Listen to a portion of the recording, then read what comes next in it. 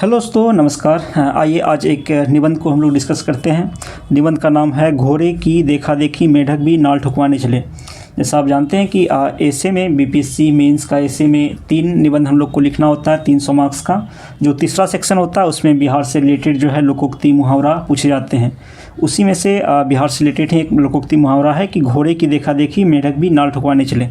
ये मेरा टेस्ट का कॉपी है। इस निबंध में हमको अच्छे मार्क्स मिले थे इस निबंध में। तो देखेंगे कि किस किस बेस पे निबंध में मार्क्स दिया जाता है, और फिर साथ ही साथ निबंध के बाद में यानी कि क्लास में ही डिस्कशन हुआ था इसी टॉपिक पर कि टीचर बताए थे, सर बताए थे कि निबंध को कैसे लिखना है। इसका एक मतलब कि एक डायग्राम टाइप के बताए हैं क्या क्या किन किन पहलुओं पे ध्यान देना है, और हम निबंध में क्या क्या चीज़ लिखे हैं ये इस सारी चीज़ को हम लोग एक बार अच्छे से देखते हैं। दोस्तों, ये है मेरा टेस्ट का कॉपी। इसमें 2 निबंध थे इसमें, और दोनों में से एक निबंध में 50 मार्क्स और एक में 48 मार्क्स मिले हैं। और हाईएस्ट मार्क्स जो है 50 मार्क्स के आसपास ही, यानी कि 100 मार्क्स का एक निबंध है तो उनमें 50% 50 या 52 इतना तक ही मार्क्स दिए जाते हैं। तो इसमें एक अच्छे मार्क्स मिले हैं। तो देखेंगे निबंध में किन किन चीज़ों पर दिया जाता है। एक ही कंटेंट है, उसके बाद flow, topic understanding, format, introduction, conclusion, example, grammar, spelling, इन सारी चीज़ को अलग अलग तरीक़ा से देख करके इन सारी बेस पे मार्क्स दिए जाते हैं।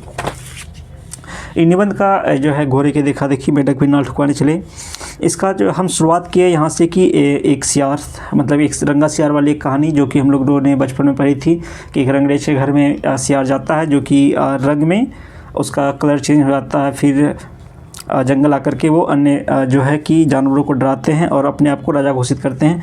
ऐसे ही रिलेटेड इसी का एक रिलेटेड कहानी है। तो आप वीडियो पॉज करके कहानी पढ़ भी सकते हैं या फिर आपको कहानी पता ही होगा। उसके बाद है कि कहानी के बाद यानी इंट्रो के बाद जो है यहाँ पे इस तरह लिखे हैं, इंट्रो अच्छा है। इंट्रो के बाद जो है कि उसी को लोकोक्ति का अर्थ के साथ जोड़ दिए से उपयुक्त लोकोक्ति घोड़े की देखा देखी मेढक भी नाल ठुकवाने चले का भावार्थ ये है कि अपनी सीमाओं, अपनी शक्ति तथा अपनी प्रतिभाओं को जाने बगैर दूसरे का नकल करने से बुरा परिणाम होता है।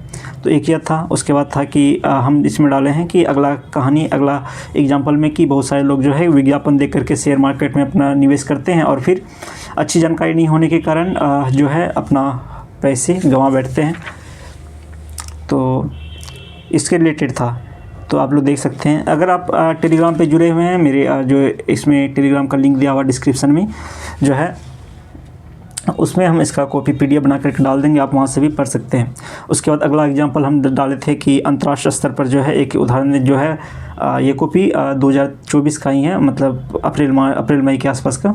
तो उस समय जो था न्यूज़ में था क्या था, श्रीलंका का जो है आर्थिक संकट। तो उसका एग्जांपल दे दिए थे कि जो है वो जो है कि श्रीलंका जो है विदेशों से उर्वरक मंगाना बंद कर दिया था, और जो है कि वहाँ जो अपना स्वदेश में जो जैविक खेती शुरू करने का सोचे थे, लेकिन वहाँ का किसान उससे अवेयर नहीं थे, जिसके कारण जो है कि वहाँ आर्थिक संकट हुआ। तो इसके बारे में भी आप लिख सकते हैं, जो करंट का कोई पहलू है उससे रिलेटेड भी। उसके बाद हम एक एग्जांपल और दिए थे कि भारत में ही जैसे कि दिल्ली में जैसे कि शिक्षा, बस यात्रा, बिजली एक मुफ्त यानी कि रेवड़ी जिसे हम लोग कहते हैं रेवड़ी जो दिए जाते हैं फ्री में चीज़ें, इसको देख करके अन्य राज्य तमिलनाडु तथा कर्नाटक में उसमें जो है पिछले साल जो है वित्तीय संकट था कुछ चीज़ें, तो उससे रिलेटेड भी कुछ एग्जाम्पल हम दे दिए थे। तो ये था। उसके बाद अगला एग्जाम्पल हम दिए थे कि गांव में भी हम लोग देखते हैं कि कोई एक पक्ष जो शादी ब्याह में या फिर अन्य प्रोग्राम में जो है ज़्यादा खर्च करते हैं, और फिर वो दूसरे के देख करके भी कुछ लोग जो है ज़्यादा खर्च करने की कोशिश करते हैं और फिर वो कर्ज वगैरह में डूब जाते हैं। तो एक एग्जांपल ये दिए थे। ऐसे ही मतलब कि 8-10 एग्जांपल दे करके जो है आप दे करके आप अच्छे से लिख सकते हैं।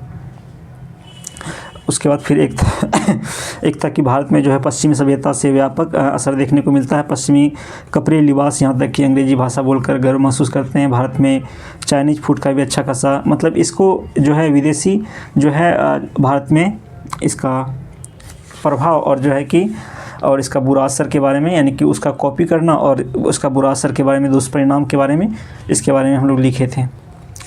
उसके बाद साथ ही साथ एक एंटीथेसिस भी लिखना होता है कि हाँ चलो, कई बार जैसे कि एक था ना कि नकल करना भी कई बार अच्छा होता है, इससे हम लोग एंटीथेसिस करते हैं कि ढेर सारा एग्जाम्पल देने के बाद एक बार इसका जो है कि दूसरा पहलू को भी देखना। जैसे एकलव्य थे, गुरु द्रोणाचार्य की मूर्ति के सामने उसने प्रेरणा स्रोत मानकर ये कार्य किए और सबसे बड़े धनुषधर बने।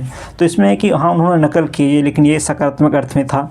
तो इस प्रकार से फिर निष्कर्ष दे करके इसे ख़त्म कर सकते हैं हम। बहुत सारे जो ऐसे निबंध में होते हैं उसमें कि शायरी हुआ या फिर लोकोक्ति या फिर शायरी हुआ या पोइट्री दे सकते हैं। इसमें हमें मिला नहीं था लेकिन हम दिए नहीं थे, तो इससे कि एक अन्य था कोई दूसरा, मतलब ये ऐसे उसमें से कुछ जहाँ पे ज़रूरत पड़ा है वहाँ पे शायरी वगैरह भी लगाए हैं। जैसे कि ये फूल मुझे कोई विरासत में मिले हैं, तूने मेरा कांटों भरा बिस्तर नहीं देखा, ये था ना। उसके बाद ये था कि जब तलक आज़ाद थे हर एक मसाफत थी बवाल, जब परी पैरों में जंजीर हर सफ़र अच्छे लगे।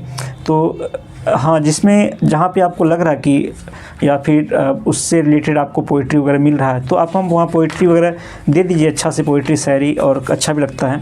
लेकिन जहाँ पे नहीं है, आपको याद नहीं है या फिर मैच नहीं कर रहा है, तो फिर वहाँ देना फिर उतना उचित नहीं होता है।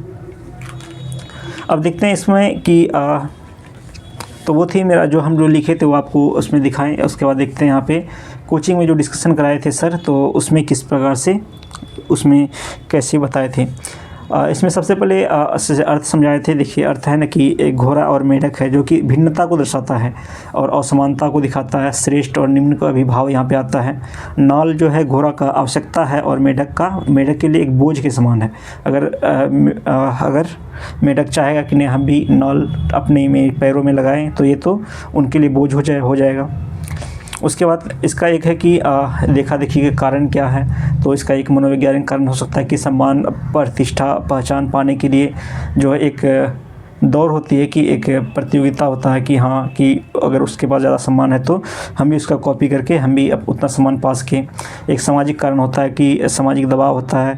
एक रूढ़िवादिता भी होता है कि हाँ अगर पूर्वजों से चलता आ रहा ये रूल नियम ये चीज़ें तो आगे भी चलते जाना चाहिए।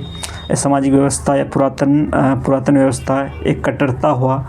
इन सब से रिलेटेड अगर जैसे कि कोई सामाजिक व्यवस्था है या रूढ़िवादिता है तो इससे अगर आपके माइंड में कोई एग्जांपल आ रहा है, जैसे गांव घर में कोई भी एग्जांपल, जैसे अभी तो जैसे नहीं, ऐसे मान लीजिए कि कोई सती प्रथा एक एग्जांपल था जो कि शुरू से चलते आ रहे थे और जो है एक रूढ़िवादिता था, एक कट्टरता था समाज में, लोग उसे ढोते आ रहे थे। इस प्रकार से आपका माइंड में अभी भी कोई अगर एग्जांपल आ रहा है तो उस प्रकार से आप लिख सकते हैं।